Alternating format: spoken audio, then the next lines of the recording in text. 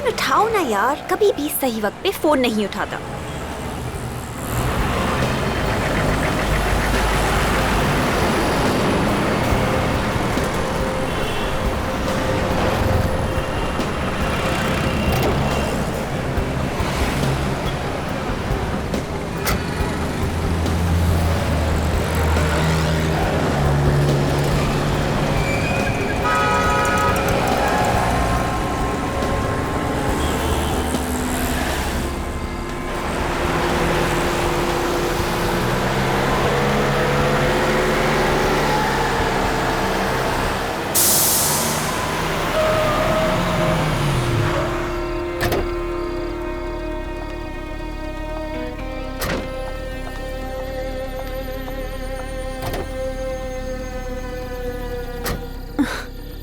अभी पिछले महीने ही तो नए टायर्स लगवाए थे और अब ये पंक्चर।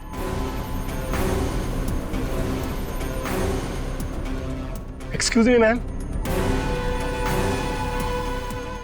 मैं आपकी कुछ मदद कर सकता हूँ? वो एक्चुअली मेरी कार का टायर पंक्चर हो गया है और यहाँ कोई मैकेनिक भी नहीं दिख रहा। नो प्रॉब्लम, मैं टायर बदल देता हूँ। Thank you so much. मैं डिक्की खोल देती हूँ। ठीक है।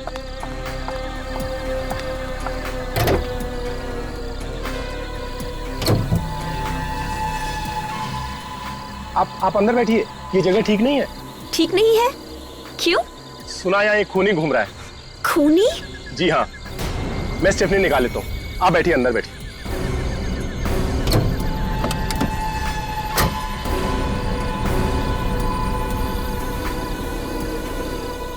Oh my God. मैडम, आपकी मुसीबत तो और भी बढ़ गई है। आपकी गाड़ी में स्टेफनी नहीं है। What? जी हाँ। ओह गॉड, मैंने तो पिछले हफ्ते ही वो स्पेयर टायर यूज कर लिया था। चलिए मैं आपको अपनी गाड़ी से घर छोड़ देता हूँ। रहने दीजिए, आप बेकार में ही तकलीफ ले रहे हैं। अरे इसमें तकलीफ की कौन सी बात है? मैंने बोला ना, ये जगह ठीक नहीं है और मैं आपकी मदद कर रहा हूँ। आइए।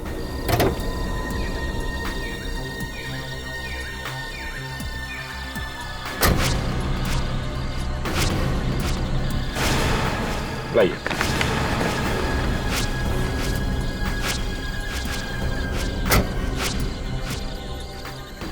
पर मेरी गाड़ी को ऐसी हालत में कौन ले जा सकता है? टायर पंचर है। चलिए।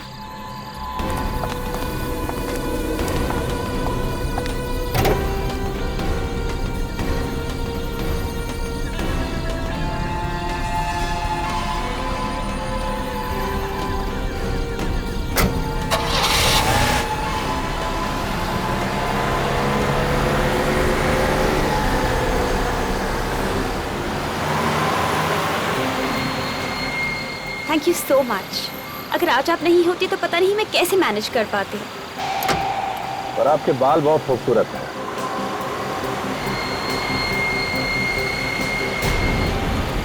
Thank you.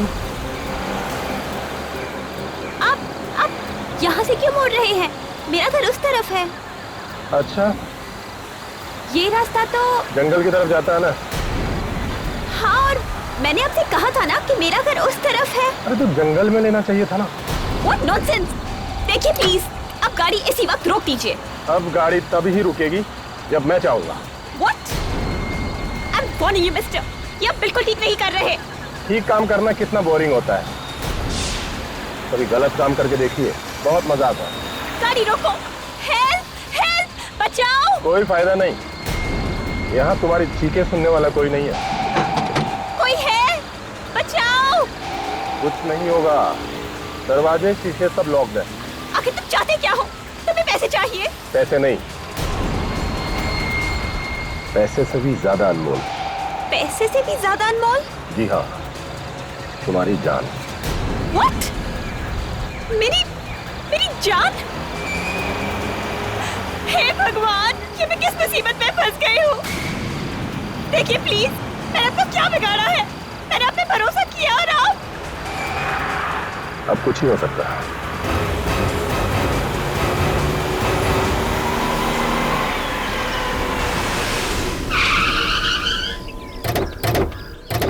साहब, तुमने फोन किया था? हाँ साहब, मैंने फोन किया था। कहाँ है लाश? वहां पर है साहब। बहुत बुरी हालत में साहब।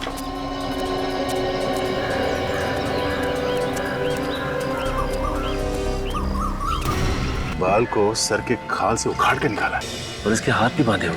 हाथ बांध के खून करना मतलब खूनी के पास काफी टाइम था। मतलब पहले वायर से इसका गला घोटा और उसके बाद चाकू से मारा गया। मुझे तो लगता है कि ये तंत्र मंत्र का चक्कर है सर। सर लेकिन खूनी इसके बालों का करेगा क्या? खूनी के दिमाग में क्या चलता है कोई बता नहीं सकता। कोई चीज घुस गई होगी उनके दिमाग में, कुछ भी कर सकते हैं। सर इसकी आंखें देखिए, दहशत से खुली की खुली रह गई।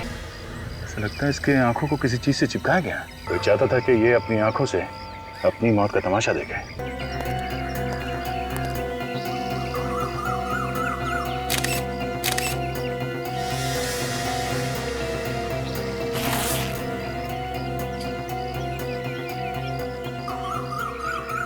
जब तुम यहाँ पर आए तो किसी को देखा यहाँ पे आसपास? नहीं साहब, कोई नजर नहीं आया।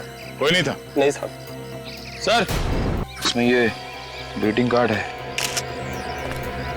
बड़े प्यार से संभाल कर रखा है इस कार्ड को। भेजने वाले ने अपना नाम पता कुछ भी नहीं लिखा, सिर्फ लिखा है योर ट्रू फ्रेंड। सर, गाड़ी का नंबर है AX019801। तो सर हम लोग आ रहे थे तो गाड़ी तो दिखी नहीं यहाँ पे। कंट्रोल रूम में फोन करता हूँ।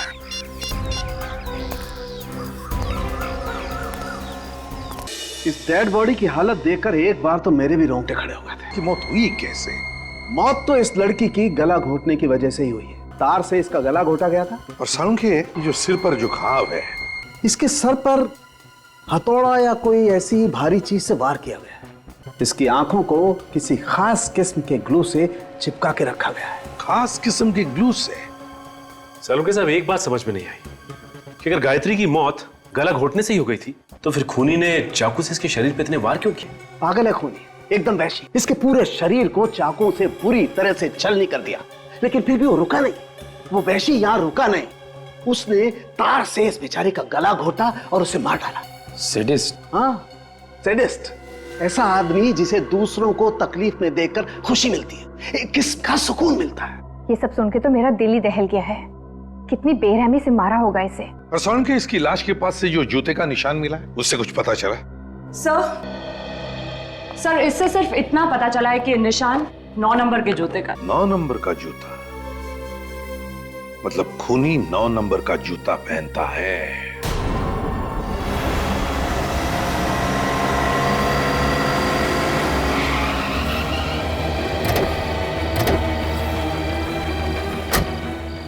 ये है गायत्री की गाड़ी AX019801।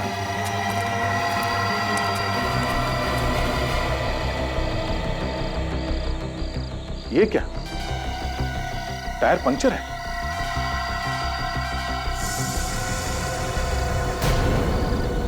इसका मतलब गायत्री की गाड़ी यहां पे आके पंक्चर हो गई है। सर टायर में तो 4-4 कीले हैं। एक ही टायर में 4-4 कीले? हाँ सर, ये देखिए। ओह माय गॉड, इसका मतलब है किसी ने जानबूझकर टायर को पंक्चर किया है। जरा गाड़ी चेक करो अंदर से।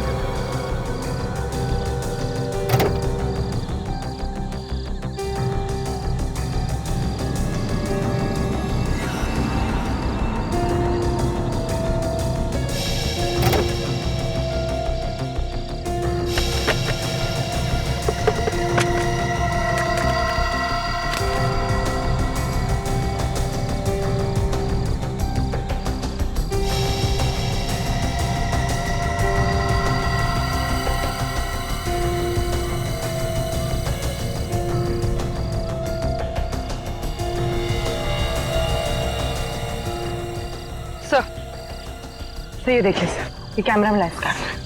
चलो कुछ तो मिलेगा इसमें। हाँ। ये देखिए, ये रजिस्ट्रेशन कार्ड मिला है। हाँ? ये क्या? ये गाड़ी गायत्री के नाम से रजिस्टर्ड नहीं है, किसी संजय के नाम पे है। ये क्या चक्कर है?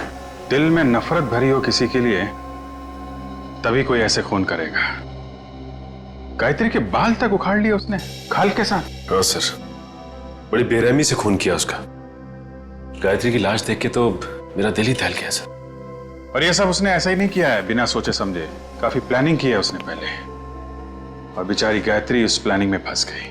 उसे तो पता भी नहीं चला होगा कि उसकी कार का टायर ऐसे ही पंचर नहीं हुआ है, बल्कि जानबूझ के किया गया है ये सब। सर हो सकता है ये जो कोई भी हो, इसका गायत्री के साथ कोई लव अफेयर हो कॉलेज के जमाने में, और उसी वक्त इसका दिल टूट गया हो। लेकिन गायत्री के बाल लेके क्यों गया वो? सर जब वो खून कर रहा था तो उसने गायत्री की आंखें किसी चीज से खुली रखी हुई थी ताकि वो ये सब। सर इस खूनी ने गायत्री के हाथ पे वो कुछ सीक्रेट मैसेज भी लिख रखा था। किसी पुराने जमाने की भाषा थी वो। इतना सब कुछ करके गया है वो आदमी, सीधा साधा दिमाग तो नहीं है उसका। उसके दिमाग को पढ़ने के लिए मैंने एक क्रिमिनल प्रोफाइलर को बुलाया है, देखें क्या बताता है वो। सर अबे देख, तो मिले संजय से जिसके नाम पे ये गाड़ी रजिस्टर्ड है? हाँ सर, मैंने संजय से बात की। 2 महीने पहले संजय ने गाड़ी गायत्री को बेची थी। उस वक्त गायत्री के पास कोई एड्रेस प्रूफ नहीं था, इसलिए आज भी वो गाड़ी संजय के नाम पे ही है। तो ये संजय क्या गायत्री का एड्रेस नहीं जानता है? नहीं सर। सर गायत्री के पास एड्रेस प्रूफ नहीं है, मतलब कहीं गायत्री किसी और शहर से तो नहीं आ रहने आई? हो सकता है ये खूनी भी उसी दूसरे शहर से आया हो, गायत्री का पीछा करते हुए उसका खून करने के लिए। ये जो गायत्री की कार से हमें कैमरा मिला था ना, उसे जरा अटैच करो कंप्यूटर के साथ। सर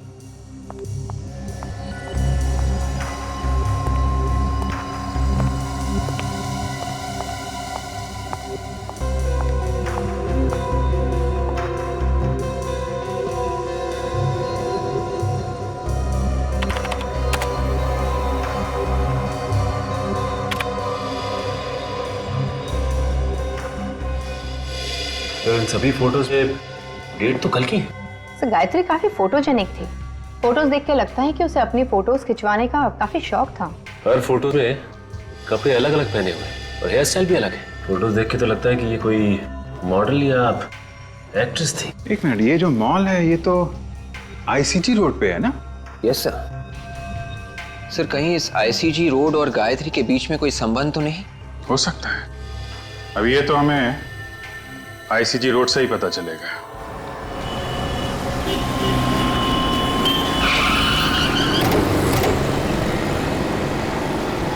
देखते हैं इस आईसीजी रोड में क्या पता चलता है। सुनो भाई साहब, आपसे कुछ पूछना है।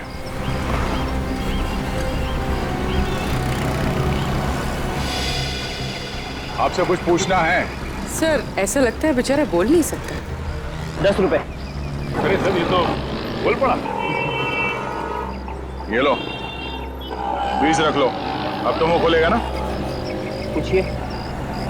अच्छा, इस लड़की को देखा है सड़क पे आते जाते हुए? ये तो सामने वाले पार्क में आती है शाम को जॉगिंग करने के लिए। अरे वाह क्या बात है। अब ये भी बता दो, ये लड़की जॉगिंग करने के लिए कितने बजे आती है? यही कोई तकरीबन शाम को 5:30 बजे। 5:30 बजे? आसपास रहती है क्या? शायद, वैसे भी दूर से कौन आएगा जॉगिंग करने के लिए यहाँ पर। हाँ मगर रहती कहाँ है? शायद उस सामने वाली बिल्डिंग में। वो वाली बिल्डिंग? हाँ। ये लो 10 और रख लो। वैसे मैं समझ गया था कि आप लोग पुलिस वाले ही हैं। ठीक पहचाना तुमने, सीआईडी।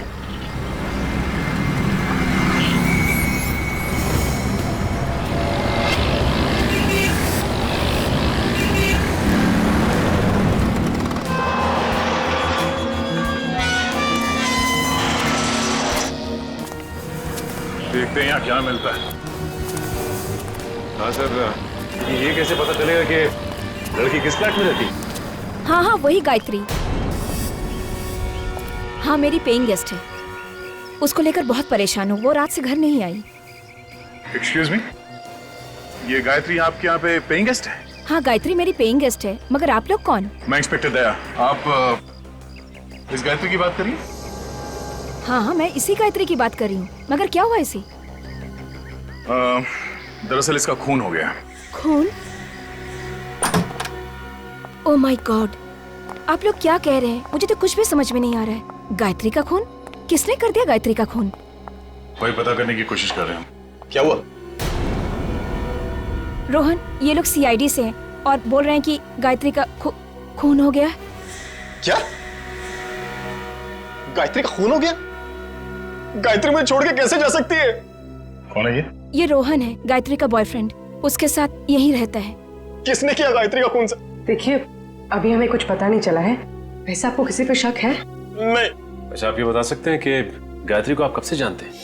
पिछले 1 साल से सर। हम दोनों फिल्म के ऑडिशन पर गए थे, वहीं हमारी मुलाकात हुई। गायत्री भी आपकी तरह एक्टर बनना चाहती थी? जी। कि गायत्री कल रात से गायब है, तो तुमने पता करने की कोशिश नहीं की कि वो कहाँ है, कैसी है? मैं आज सुबह पूना से वापस आया हूँ, मेरी शूटिंग चल रही थी वहां पर। गायत्री को फोन मिला ही रहा था कि इतने में आप लोग आ गए। गायत्री की कार में हमें एक कैमरा मिला है, इसमें गायत्री के कुछ फोटोग्राफ्स हैं। क्या ये उसकी पोर्टफोलियो है? जरा देखो। पोर्टफोलियो?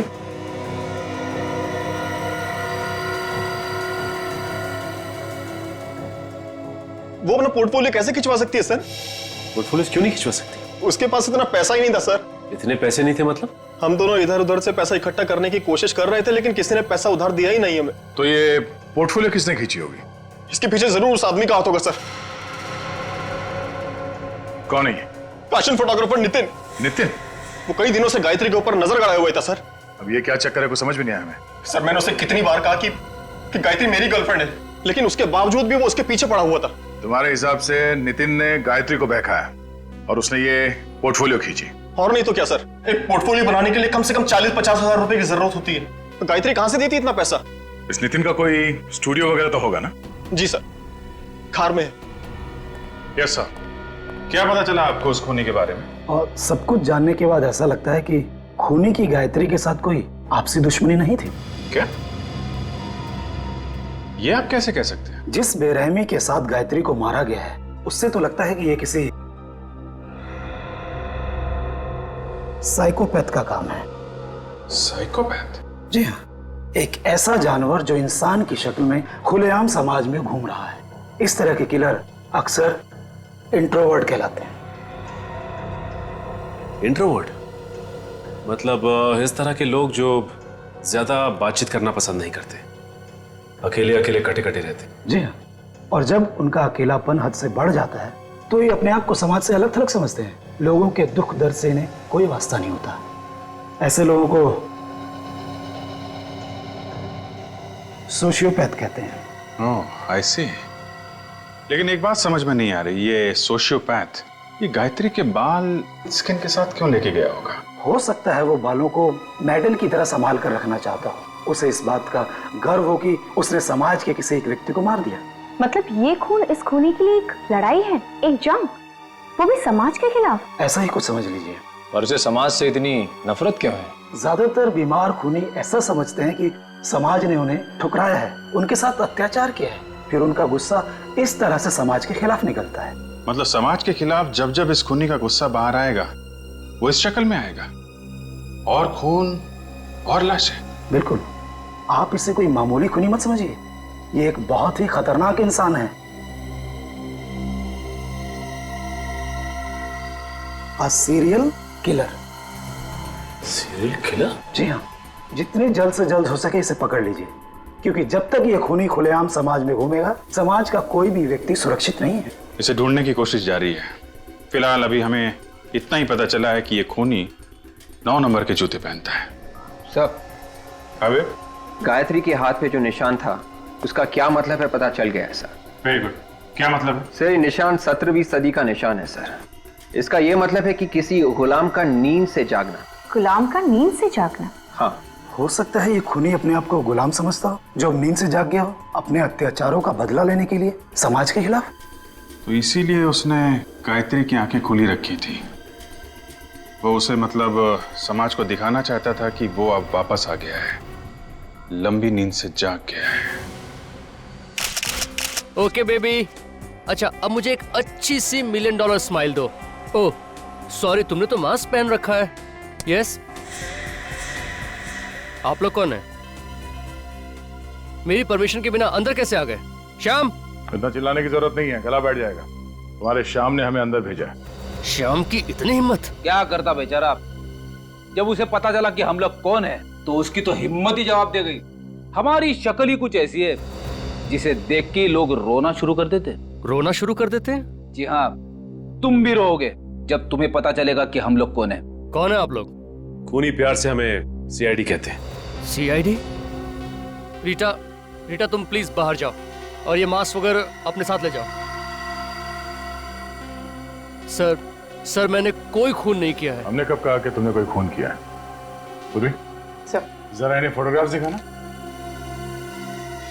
ये पिक्चर्स तो गायत्री की हैं। हाँ, ये गायत्री के फोटोग्राफ्स हैं। किसी ने बड़ी बेदर्दी से इसका खून कर दिया। व्हाट? गायत्री का? मुझे इसके बारे में कुछ भी नहीं मालूम। पर गायत्री के बॉयफ्रेंड रोहन ने तुम्हारा नाम लिया है। तुम गायत्री और रोहन के रिश्ते के बीच दरार डाल रहे थे ना? नहीं, ये सब झूठ है, बकवास है। मगर उसके फोटोज तो तुम्ही ने खींचे थे ना, उसका पोर्टफोलियो तुम्ही ने बनाया था, और वो भी बिना पैसों के। गायत्री के पास पैसे नहीं थे। मैं एक पोर्टफोलियो का 40,000 रुपए लेता हूँ। मैंने गायत्री का पोर्टफोलियो नहीं खींचा। तुमने गायत्री को बहकाने की कोशिश की? नहीं सर, ये झूठ है। तुम गायत्री से प्यार नहीं करते थे? करता था सर। एक्चुअली वो रोहन से प्यार करती थी और इसलिए मैं पीछे हट गया। नहीं, तुम पीछे नहीं हटे। तुम ये बात अच्छी तरह से जानते थे कि गायत्री रोहन से प्यार करती है, और ये बात तुम्हारे मन में कांटे की तरह चुभ रही थी। मौका मिलते ही तुमने गायत्री को हमेशा हमेशा के लिए सुना दिया। नहीं, ये झूठ है। Hi Nitin, I am ready. Shoot शुरू करें? रुचि, तुम प्लीज थोड़ी देर बाद आना। क्यों? मेरी जगह किसी और मॉडल को ले लिया है क्या? नहीं, अभी उसकी नौबत नहीं आई है। मगर आप लोग? रुचि, ये लोग CID से हैं। CID? Oh my god, I am so sorry. Ruchi, ये लोग मुझ पर गायत्री के खून का इल्जाम लगा रहे हैं। आपको कोई गलतफहमी हुई है। नितिन किसी का खून नहीं कर सकता। अच्छा, तो नितिन तुम ही बताओ, कल रात 9 बजे तुम कहाँ थे? सर, कल सुबह मैं 10 बजे से लेकर 12 बजे तक ऑफिस में था। आप चाहे तो रुचि से पूछ सकते हैं। जी सर, एक शैम्पू की एड का प्रिंट शूट था, उसी की रिहर्सल चल रही थी। शैम्पू के ऐड का शूट? उसमें मॉडल कौन थी? सर, रुचि। ओह, रेडी? जरा जूता चेक करना इनका। ऐसे वक्त पे मुझे विवेक की बड़ी याद आती है। कुछ बोला तुमने? कुछ नहीं सर, मैं जूता चेक करता हूं। नहीं है, कुछ नहीं। क्या नहीं? जूते पे मिट्टी नहीं है। तुम्हें मिट्टी देखने के लिए किसने कहा था? जूते का नंबर देखो।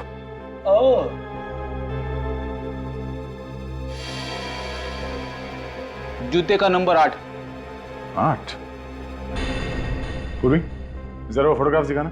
आप जरा एक फोटोग्राफ देख के बता सकते हैं कि ये फोटो किसने खींची? ऐसे बता पाना तो बहुत मुश्किल है, बट ऐसी बैकग्राउंड मैंने कहीं देखी है। ऐसी बैकग्राउंड मैंने रूपा के पिक्चर्स में देखी है। रूपा? तुम्हारे पास उस रूपा का नंबर है? हाँ, है। It's 161-242-682। हेलो। हेलो। हाँ, क्या मैं रूपा से बात कर सकती हूँ? कौन बोल रहा है? जी, मैं उसकी सहेली बोल रही हूँ। रूपा कल रात से घर नहीं आई है। What? ओके। क्यों? सर, रूपा के पिताजी ने फोन उठाया था, कह रहे हैं कि वो कल रात से घर नहीं आई। कल रात से रूपा घर नहीं लौटी? हेलो। हाँ, कहाँ पे? ठीक है, हम लोग पहुंचते हैं। सर। हाँ? एक और खून हो गया है, एक लड़की का खून, और उसी एरिया में जहां पे गायत्री का खून हुआ था। जरा इस रूपा का फोटोग्राफ देना। हो क्या रहा है? एक और खून, वो भी उसी जगह पे।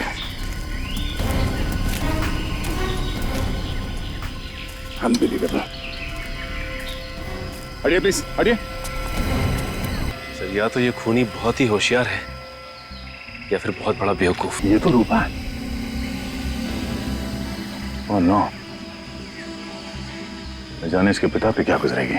इस लड़की को भी ठीक वैसे ही मारा है जैसे गायत्री को। ये खूनी फीमेल मॉडल्स को ही अपना निशाना क्यों बना रहा है? सब मॉडल्स को किसी तरह से बताना होगा कि सावधान रहे, तो एक और खून होने से रोक सकते हैं। नहीं तो न जाने और कितनी मॉडल्स को अपनी जान देनी पड़ेगी।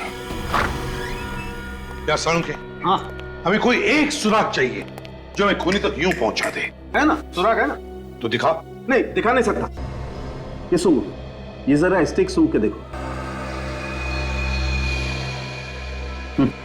तो ये खुशबू तो जानी पहचानी लग रही है। और बॉस, अब जरा ये स्टिक सूंघ के देखो। ये तो गायत्री के परफ्यूम की खुशबू है। एग्जैक्टली, ये वही परफ्यूम है जो गायत्री ने लगा रखा था। सर, ये पहले वाला परफ्यूम का सैंपल जो आपने सूंघा था, वो इस रूपा के कपड़ों से हमें मिला है।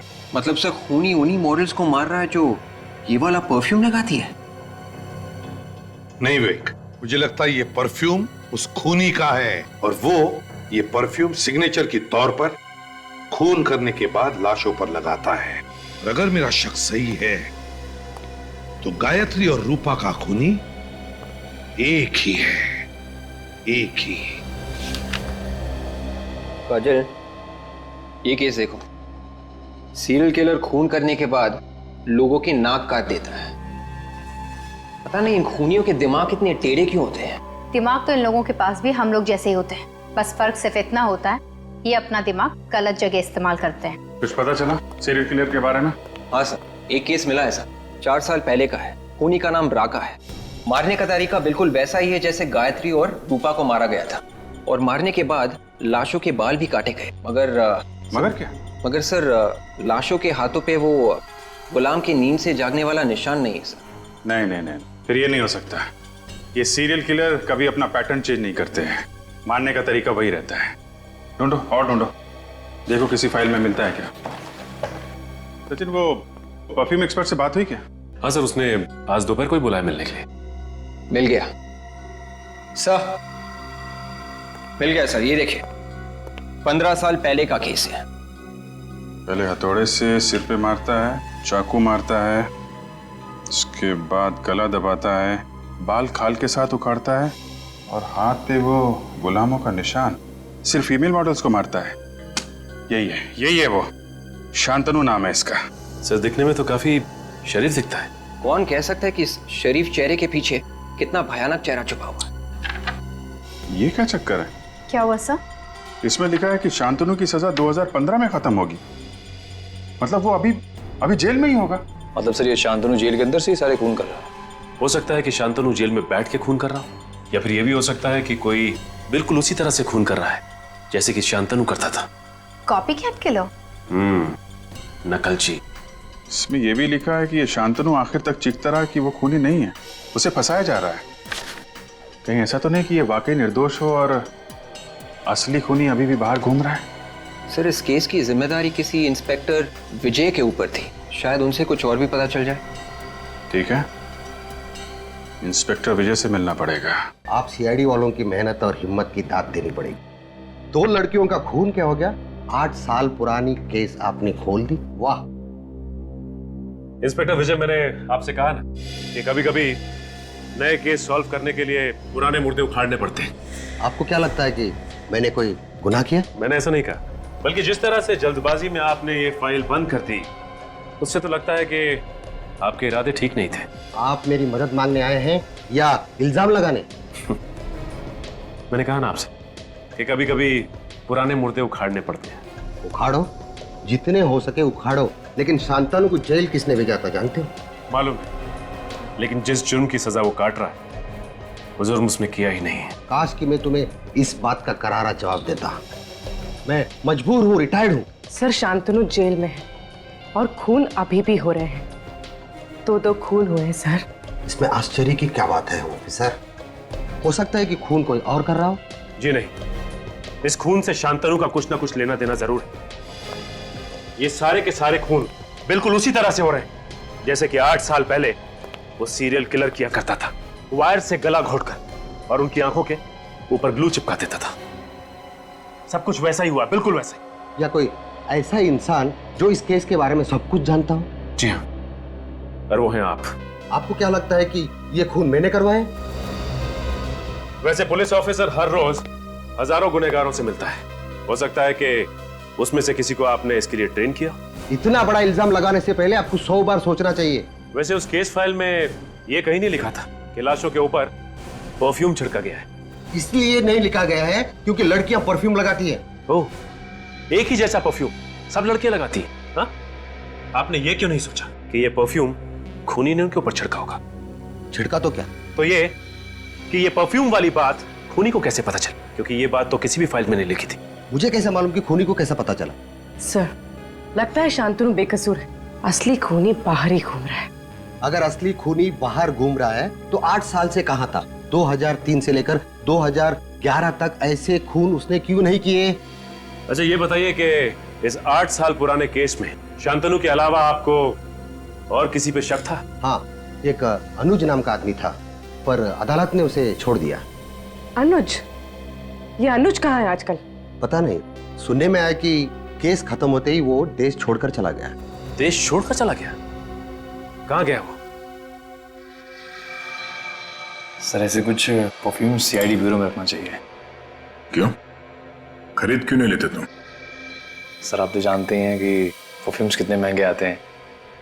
ये बात तो है। एक्सक्यूज मी ऑफिसर, आपने जो परफ्यूम का सैंपल दिया था उसका ब्रांड पता चल गया है। पता चल गया? That's great. कौन सा ब्रांड है? इसका नाम है फ्रेग्रेंस मेनिया। Fragrance mania? जी हाँ, ये स्पेशली फ्रांस में बनता है और इंडिया में ऐसी बहुत कम दुकानें हैं जहाँ पे ये मिलता है। मगर फिर भी ऐसी कोई तो जगह होगी जहाँ से हम लोग ये परफ्यूम खरीद सकते हैं। हाँ, ऐसी एक जगह तो है। कौन सी? Excuse me.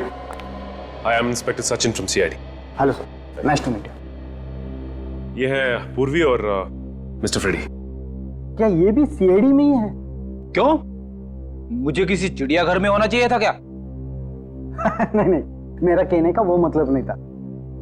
अच्छा कहिए सर, मैं आपकी क्या मदद कर सकता हूँ? 8 साल पहले अनुज कुमार नाम का आदमी 28 अक्टूबर 2003 को हिंदुस्तान छोड़कर बाहर गया था। हम ये जानना चाहते हैं कि हिंदुस्तान छोड़कर कहाँ गया था और हिंदुस्तान वापस कब कब आया। बता सकते हैं आप? एक मिनट सर, बोल देता हूँ।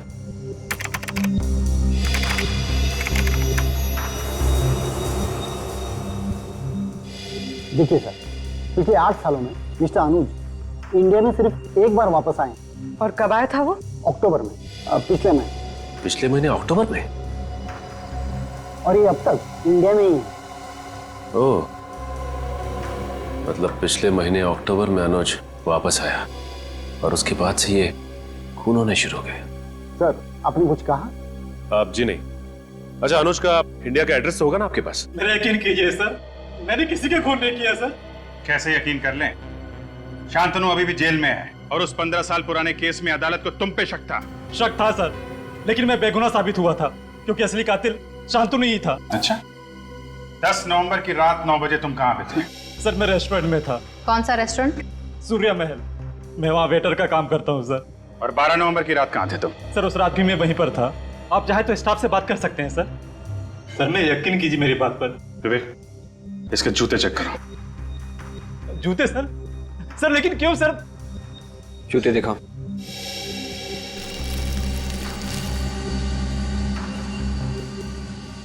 सर मैं निर्दोष हूँ सर, मैंने कुछ नहीं किया सर। ये वाला।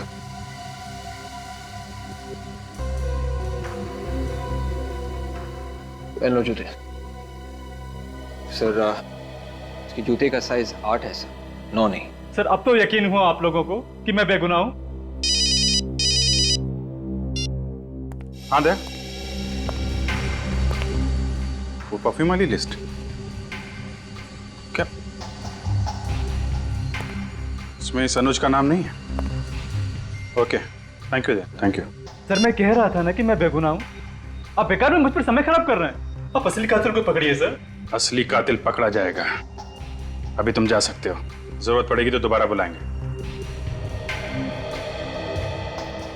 सर अगर ये शांतनु जेल में है और अनुज बेकसूर है तो मुझे तो लगता है कि ये सारा का सारा काम कॉपीकैट किलर का ही है सर। एक बात समझ में नहीं आई सचिन, तो शांतनु की फाइल में कहीं नहीं लिखा है कि शांतनु लाश के ऊपर परफ्यूम इस्तेमाल करता था और इंस्पेक्टर विजय सोच रहे थे कि वो परफ्यूम था विक्टिम्स का। तो फिर उस कॉपीकैट को कैसे पता चला परफ्यूम के बारे में? शांतनु ने बताया होगा सर। मुझे तो शुरू से इस पे शक है। मुझे लगता है कि इसके यार दोस्त या फिर रिश्तेदार उससे मिलने के लिए जाते होंगे जेल में। शांतनु के साथ रहने वाला कोई दूसरा कैदी भी हो सकता है। कुंडली निकालो शांतनु की, पता करो जेल में कौन कौन मिलने जाता है इससे और कौन कौन कैदी रहता है इसके साथ लॉकअप में। ये देखिए सर, ये है उन कैदियों का फाइल जो शांतनु के साथ जेल में थे।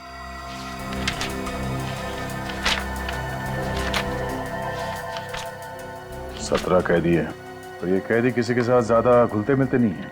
काफी वक्त लगता है इन्हें किसी के साथ दोस्ती करना। हमें ये पता करना चाहिए कि इनमें से कौन कौन है जिन्होंने शांतनु के साथ सबसे ज्यादा वक्त बिताया। ज्यादातर तो 1-2 हफ्ते या 1 महीने जेल में रहे हैं। सिर्फ ये 6 कैदी हैं जिन्होंने शांतनु के साथ 1 साल से ज्यादा बिताया। मतलब सर, जो आदमी शांतनु की नकल कर रहा है वो इन 6 कैदियों में से कोई एक है। कमाल की बात की तुमने फेरी। Thank you. अब इन 6 कैदियों में से 3 तो अभी भी जेल में हैं, तो अब बचे ये 3, बाबला, राजू और मनु। बाबला ने खून किया था शिफाली का पैसों के लिए, और इस राजू ने मारा था देहूती को, प्यार का चक्कर था। और सर अब बचा ये मनु। और इस मनु का केस कुछ टेढ़ा लगता है। इसके खिलाफ लड़कियों की छेड़ने के काफी सारे कंप्लेंट्स दर्ज हैं। लड़कियों को छेड़ता था ये? सिर्फ इतना ही नहीं, इसने एक लड़की का खून करने की कोशिश भी की है। Attempt to murder. अपनी माँ के साथ रहता है। बचपन काफी बुरा गुजरा है इसका। इसका बाप शराब पी के माँ को मारता था, इसीलिए मनु समाज के खिलाफ हो गया। बचपन से ही अपने बाप को देखा होगा उसने दारू पी के माँ को मारते हुए, इसीलिए औरतों पे अत्याचार करना शुरू कर दिया उसने। अंबर नगर में रहता है ये।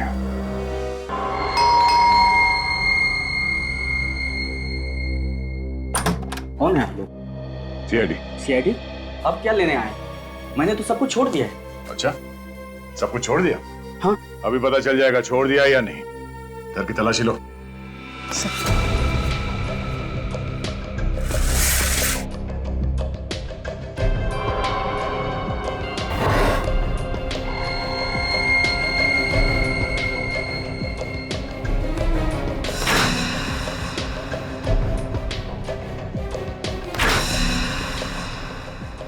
तो ये देखिए बैग।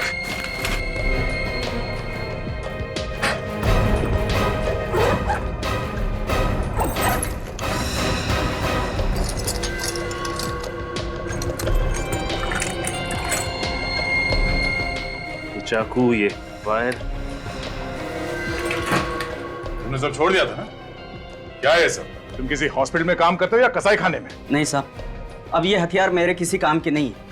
मैंने तो गलत धंधे छोड़ दिए। अब मैं नेक इंसान की जिंदगी जी रहा हूँ। ओह, तो लड़कियों का खून करना बहुत नेक काम है तुम्हारे लिए? नहीं, मैंने किसी लड़की का खून नहीं किया है। तो फिर 10 और 12 नवंबर की रात को कहाँ थे तुम? मैं तो हॉस्पिटल में था। अरे हाँ, ये तो हॉस्पिटल में था। इसके बैग में ये सिरिंज वगैरह पड़ा हुआ है ना, ये तो हॉस्पिटल में काम करता है। नहीं साहब, 7 नवंबर से लेकर 13 नवंबर तक मैं एसपी हॉस्पिटल में था। वहाँ मेरी माँ का आंख का ऑपरेशन था। एसपी हॉस्पिटल में? हाँ साहब। देख, हॉस्पिटल में जाके पूछेंगे। हाँ साहब, चाहे तो आप पूछ सकते हैं साहब। अगर तू इतना शरीफ हो गया है तो कौन है जो ये सब खून कर रहा है? हा? मुझे क्या मालूम साहब। शांतनु को जानता है? शांतनु? हाँ, शांतनु। खास था ना तो उसका? नहीं साहब, मैं उसका खास आदमी नहीं हूँ। उसका खास आदमी तो गोगा है, बहुत करीबी था उसका। सचिन, जरा जेल में फोन करके पता करो। सर। अभी पता चल जाएगा। हेलो, हाँ जेलर साहब, मैं सीआईडी से इंस्पेक्टर सचिन बोल रहा हूँ जी। अच्छा, ये आपकी जेल में शांतनु के साथ साथ ये गोगा भी था ना? जी हाँ, गोगा। उसकी सारी डिटेल्स चाहिए थी हमें। मेरा नंबर नोट कीजिए, 1569432285। Okay, thanks sir. जेलर साहब अभी सारी डिटेल भिजवाते होंगे। ठीक है। और क्या जानते हो तुम इस गोगा के बारे में? साहब, गोगा बहुत खतरनाक आदमी है। उससे जेल में गार्ड्स भी बात करने से डरते थे। सर, लगता है जेलर साहब ने गोगा की डिटेल्स भेजी है। ये देखिए सर, इसकी हाइट 5 फुट 10 इंच, रंग गेहुआ, इसका वजन 76 kg, जूते का नंबर 9 नंबर का जूता। आगे पढ़ो। और सर, इसमें यह भी लिखा हुआ है कि ये गोगा किसी से ज्यादा बातचीत करना पसंद नहीं करता था सिवाय शांतनु के, क्योंकि ये दोनों सौतेले भाई थे। ओह, तो ये चक्कर है। इसलिए शांतनु ने गोगा को एक एक चीज बताई खून करने की, और ये गोगा शांतनु की नकल करता है। उसी के नक्शे कदम पे चलकर लड़कियों को मार रहा है। और सर, इसमें यह भी लिखा है कि इस गोगा को दारू पीने की लत थी और ये अक्सर रॉक एंड रोल पब में जाया करता था। Rock and roll pub?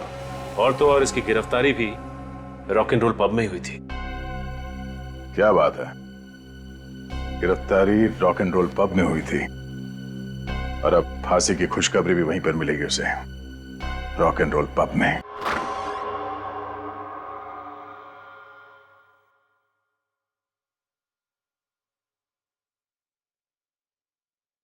Sachin, जरा वो फोटो दिखाओ जो जेलर ने भेजा। सर, ये रही।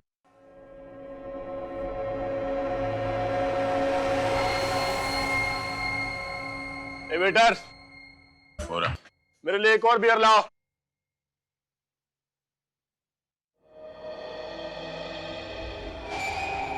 लाओ। इतनी बियर पीनी है पी ले, जेल में तो बियर मिलती नहीं है। तू कौन है बे? सीआईडी। सीआईडी?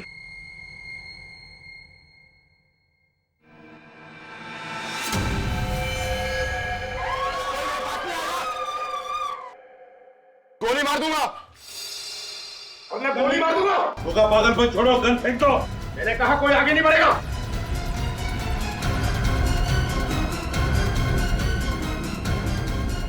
भाग।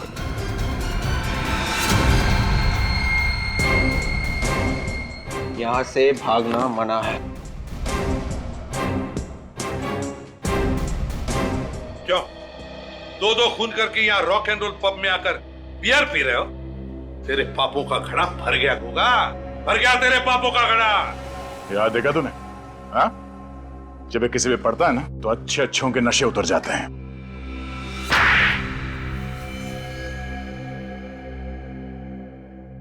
गायत्री और रूपा को मैंने ही मारा था। और भी लड़कियों को मारने वाले थे ना तुम? जी हाँ। क्यों? क्या बिगाड़ा था उन्होंने तुम्हारा? शांतनु मेरा सोतेला भाई है। वो हमें मालूम है। और मैं जानता था कि मैं ये खून करूंगा तो कानून को लगेगा कि शांतनु बेकसूर है और वो जेल से छूट जाएगा। लेकिन ऐसा हुआ नहीं। हमारी आंखों में धूल झोंकना चाहते थे तुम, सीआईडी की आंखों में। मगर ये सब करने की जरूरत ही क्या थी? वैसे भी 2015 में शांतनु जेल से रिहा हो जाता।